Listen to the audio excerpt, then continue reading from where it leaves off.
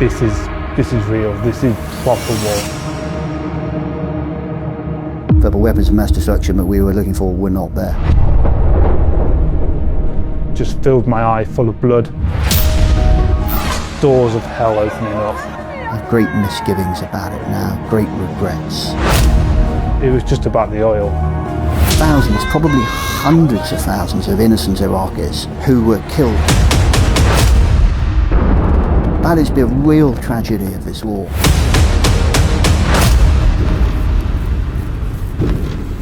My fellow citizens, at this hour, American and coalition forces are in the early stages of military operations to disarm Iraq, to free its people, and to defend the world from grave danger. On my orders, coalition forces have begun striking selected targets of military importance to undermine Saddam Hussein's ability to wage war.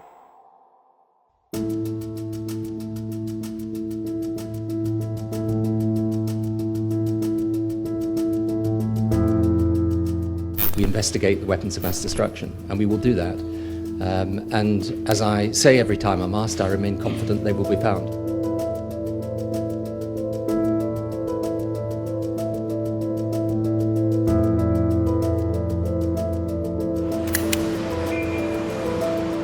I was part of the planning team that was involved in the invasion of Iraq. My first actual proper deployment was in 2005. By then I'd been in the army for more than 20 years. I was in charge, I was leading a company, about 100 soldiers.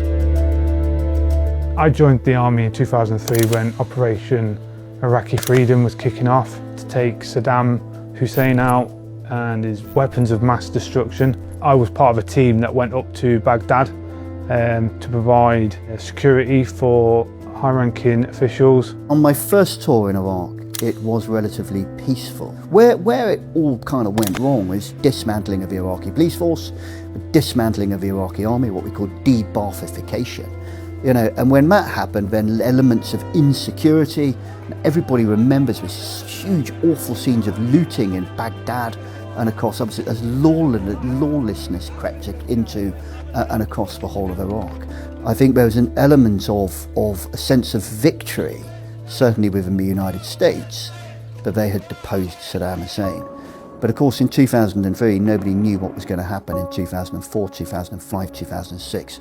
Nobody anticipated that Iraq would effectively descend into a civil war over the next 2 to 3 years, a very bloody civil war, the impacts of which are still felt in the Middle East today.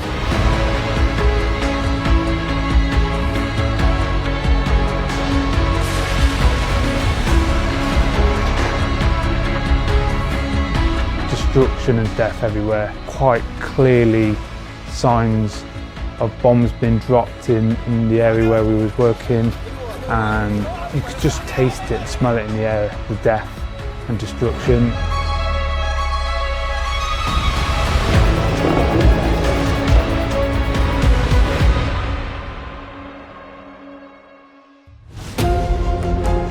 The intelligence that was presented to us by both British intelligence agencies but also US intelligence agencies about the weapons of mass destruction. It looked relatively credible. I mean, and it's difficult to say that now when one looks back at it and when one realises just how false and just how flawed and inaccurate that intelligence was. It's extraordinary as one looks back at it now that we launched that war.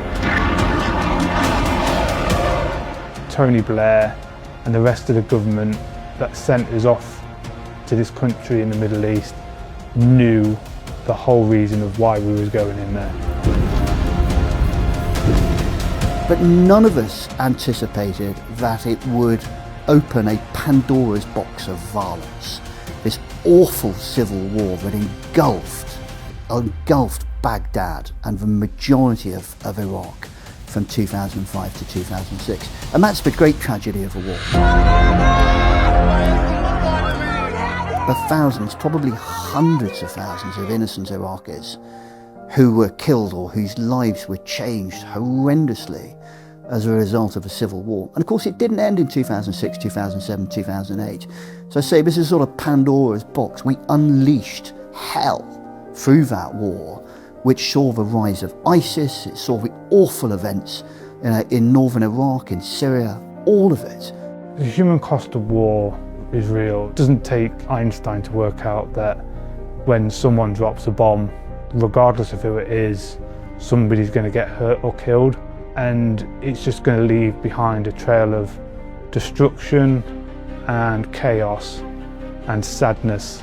I saw that firsthand in both countries that I went to.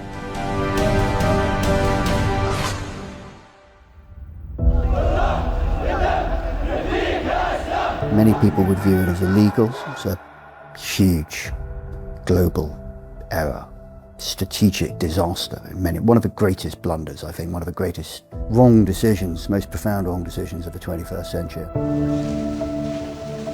It just felt wrong as soon as I got in there, and everybody I've spoken to that's been on Optelic or Iraq in some formation just has the same opinion, that we were just there for oil. There was no weapons of mass destruction from the off. They just wanted to get a dictator out of the way that they couldn't negotiate with. The weapons of mass destruction that we were looking for were not there. They just were not there. The chemical weapons, the biological weapons, all of the things which we thought we were looking for, they didn't exist, and they hadn't existed. The decision to remove Saddam Hussein from power was controversial. We did not find the weapons of mass destruction that we all believed were there. The reason for him wanting to go in was quite clear. In our eyes, it was, or my personal eyes, it was just about the oil and how they wanted to control it. Yeah, the reality, of course, with all of these conflicts is, where does the money go? You know, who gets the contracts? Almost invariably US or Western oil companies. So an awful lot of that money never goes to the Iraqis or to whoever it is. It ends up being creamed off by the United States, by the occupying power.